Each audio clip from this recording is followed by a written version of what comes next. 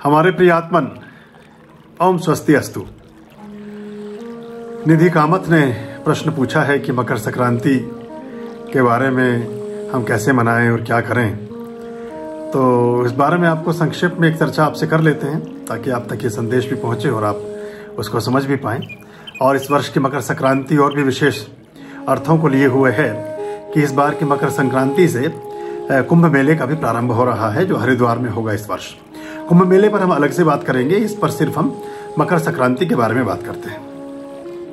मकर संक्रांति बृहस्पति और सूर्य दो ग्रहों के आधार पर निश्चित की जाती है और ये हमारी जो गणनाएं हैं उसके हिसाब से एक दो दिन आगे पीछे होती रहती है। लेकिन इस वर्ष जो मकर संक्रांति है वो 14 जनवरी को होगी, गुरुवार को। 14 जनवरी गुरुवार को मकर संक्रांति मनाई जाएगी और मकर संक्रांति को लेकर के बहुत सारा उत्साह, बहुत सारी चीजें हमारे देश में प्राचीन काल से रही हैं। हजारों वर्ष पहले से ही मकर संक्रांति के उत्सव की, मकर संक्रांति के दिवस की महत्वता रही है हमारे यहाँ और बहुत प्राचीन समय में लोगों ने इस पर्व को अपने शुभत्व के लिए माना है। होता क्या है कि मकर संक्रांति के दिन, मकर संक्रांति के दिन से पूर्व सूर्य दक्षिणी गोलार्ध में होते हैं और मकर संक्रांति के दिन से वो उत्तरी गोलार्ध की तरफ अपनी यात्रा प्रारंभ करते हैं। तो वास्तु के सब नियमों में जो 20 डिग्री का एक फर्क आता है, उसके फर्क आने का भी एक कारण यही माना गया है। और यहाँ से हमारे दिन, हम ऐसा मानते हैं कि दक्षिण दिशा है वो काल की दिशा है, वो अशुभता की दिशा है और दक्षिण दिशाएं जो हैं वो किसी न किसी रूप में हमारे लिए नकारात्मकता को पैदा करती हैं, नकारात्मकता को ऊर्जस्वित करती हैं। और जब हम उत्तर दिशा की तरफ जाते हैं तो उत्तर दिशा देवताओं की दिशा है और जैसे उत्तर में ही कैलाश निर्मित हैं और उत्तर दिशा में ही सारे हमारे मेन जो तीर्थ हैं, चीजें हैं, वो वहां स्थापित हैं। तो इसलिए हम उत्तर दिशा को शुभत्व की दिशा मानते हैं। तो सूर्य जब दक्षिणायन से उत्तरायण की तरफ होते हैं तो हम मकर संक्रांति मनाते हैं और मकर संक्रांति पर हम तिल का दान, गेहूं का दान, गुड़ का दान, जौ का दान, अनार का दान, जो ऐसी चीजें हैं जो सूर्य को रिप्रेजेंट करती हैं, किसी न किसी रूप में उनके दान का विशेष महत्व अपने जीवन में अंगीकार करते हैं। और ऐसा माना गया है कि इस दिन हम जो भी दान करते हैं उसका हमें विशेष पुण्य अर्जित होता है।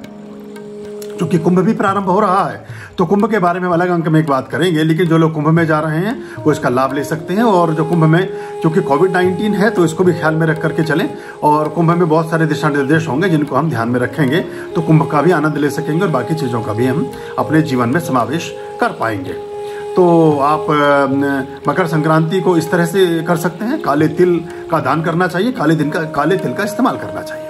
काले उड़द और चावल से जो घर में खिचड़ी बनती है उस खिचड़ी का उपयोग और गुड़ के साथ, गुड़ और पापड़ के साथ जब उसको खाते हैं तो उससे बहुत सारी चीज़ें हमारे स्वास्थ्य और आरोग्यता को बढ़ाती हैं। तो ये मट्ठा, गुड़, पापड़, अचार, चटनी और ये काले उड़द की जो दाल होती है, काले उड़द की जो दाल होती है उसको हम उसके साथ चावल को मिला करके जो खिचड़ी बनाते हैं प्राय दोपहर के भोजन में उसका ही प्रयोग किया जाता है। यहाँ से हमारा, क्योंकि होता क्या है, देखिए इसके पीछे भी हमारे भारत में हर पर्व, हर त्योहार के पीछे कुछ ना कुछ वैज्ञानिक अवधारणा है और कुछ ना कुछ ऐसी चीजें हैं जो हमारे शास्त्र के साथ जुड़ी हैं। ऐसा माना गया है कि सूर्य चूंकि मकर राशि में मिलने जाते हैं, अब मकर राशि किसकी है? मकर राशि है उनके पुत्र शनि की। तो पहली बार पिता अपने पुत्र के घर आते हैं। तो ऐसे में जब आप सूर्य को रिप्रेजेंट करती है गुड़ और जो मैंने बाकी चीजें आपको बताई, गेहूं और सब चीजें, वो सूर्य को रिप्रेजेंट करती हैं। चावल चंद्रमा को रिप्रेजेंट करता है जो शनि के गुरु भगवान शिव के मस्तक पर विराजित है। खंडित होने के बाद भी पूजनीय है क्योंकि भगवान शिव के सर पर विराजित है। और जो काले उड़द की दाल है ये शनि को रिप्रेजेंट करती है। तो एक ऐसा मिलन है जो हमारे ग्रहों में भी बहुत सारी चीजों को ठीक करता है, बहुत सारे डिसबैलेंसेस को बैलेंस में लाता है। तो इसलिए हम इस तरह के भोजन का प्रयोग करते हैं क्योंकि जो आरोग्य ज्योतिष है, जो हमारी भोज्य ज्योतिष है, जिसमें हमारा भोजन भी ज्योतिषीय पद्धतियों को किसी न किसी रूप में हमारे जीवन में शामिल करता है और शुभत्व को बढ़ाता है, उसका भी ख्याल हम अपने जीवन में रख करके चलते हैं। आपके प्रश्न के बाद एक छोटा सा नोट मैंने तैयार किया था, तो उसके अनुसार हम आपको बताएं कि मकर संक्रांति, जैसे बताया कि पौष मास में जब सूर्य मकर राशि पर आते हैं तब इस पर्व को मनाया जाता है और ये चूंकि 14 जनवरी को ही प्रमुखतया पड़ता है। इसका आधिकारिक नाम खिचड़ी और पोंगल भी है। ये हिंदू और नेपाली, भारतीय और प्रवासी, और नेपाल में भी इसका एक विशेष महत्व है इस पूरे त्योहार का। तमिलनाडु में इसे पोंगल के नाम से मनाते हैं। कर्नाटक, केरल तथा आंध्र प्रदेश में इसे केवल संक्रांति ही कहते हैं। मकर संक्रांति पर्व को कहीं कहीं उत्तरायणी भी कहा जाता है। भारत के साथ साथ नेपाल के लगभग सभी प्रांतों में अलग अलग नाम से अलग अलग रीति रिवाजों के साथ मकर संक्रांति को मनाए जाने की एक बड़ी प्राचीन परंपरा रही है। और मकर संक्रांति के अवसर पर तिल और गुड़ या तिल जो गज्जक है, जो ये बहुत सारी हमारी रेवड़ियाँ हैं, तिल और गुड़ से जो बनी हुई चीज़ें हैं, तिल बुग्गा है, तिल के लड्डू हैं, ये खाने और खिलाने की परंपराएं रही हैं। बहुत सारे नामों से हम इसको मकर संक्रांति को देश में जानते हैं। ये मकर संक्रांति के नाम से छत्तीसगढ़ में, गोवा में, उड़ीसा में, हरियाणा में, बिहार में, झारखंड में, आंध्र प्रदेश, तेलंगाना, कर्नाटक, केरल, मध्य प्रदेश, महाराष्ट्र, मणिपुर, राजस्थान, सिक्किम, उत्तर प्रदेश, उत्तराखंड, पश्चिमी बंगाल, गुजरात और जम्मू में मकर संक्रांति के नाम से ही मनाई जाती है। तमिलनाडु में मकर संक्रांति को हम ताई पोंगल और उज्वर तिरुनल भी कहते हैं। गुजरात और उत्तराखंड में इसको उत्तरायण के नाम से भी जानते हैं। हरियाणा, हिमाचल प्रदेश और पंजाब में इसको माघी भी कहते हैं। असम में भोगाली बिहू एक तरह से मकर संक्रांति का ही पर्व है।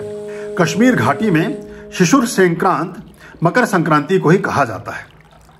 उत्तर प्रदेश और पश्चिमी बिहार में खिचड़ी पर्व भी मकर संक्रांति का ही दूसरा नाम है। पश्चिमी बंगाल में पौष संक्रांति के नाम से ही मकर संक्रांति को मनाया जाता है। कर्नाटक में मकर संक्रमण कहते हैं। बांग्लादेश में मकर संक्रांति को पौष संक्रांति के नाम से जानते हैं। नेपाल में इसको माघे संक्रांति या माघी संक्रांति या खिचड़ी संक्रांति कहते हैं। थाईलैंड में सोंगकरण, लाओस में पिमालाओ, म्यांमार में थियान, कंबोडिया में मोहा संगकान, श्रीलंका में पोंगल, उज्वर तिरुनल, ये सब नाम मकर संक्रांति के ही हैं। मकर संक्रांति के अवसर पर भारत के विभिन्न प्रदेशों में स्त्रियां विभिन्न तरह के आभूषणों को अपने जीवन में शामिल करती हैं और बहुत तरह के जो नृत्य हैं और जो हमारे लोक संगीत और लोक गीत हैं उनकी प्रस्तुतियां की जाती हैं। क्योंकि किसान अपनी अच्छी फसल के लिए मकर संक्रांति के दिन ही परमात्मा को धन्यवाद देने के लिए जो उत्सव मनाते हैं उसको भी हम इसी के साथ जोड़ करके देखते हैं। यह फसलों और किसानों के त्योहारों के नाम से भी मनाया जाता है, माना जाता है। इस दिन तिल, घी, शर्करा और कंदमूल खाकर धूमधाम से इस पर्व को मनाए जाने की परंपराएं रही हैं। नदियों के किनारों पर, नदियों के संगमों पर लाखों की संख्या में स्नान की बहुत लंबी परंपराएं और बहुत प्राचीन परंपराएं इन देशों में देखी जाती रही हैं।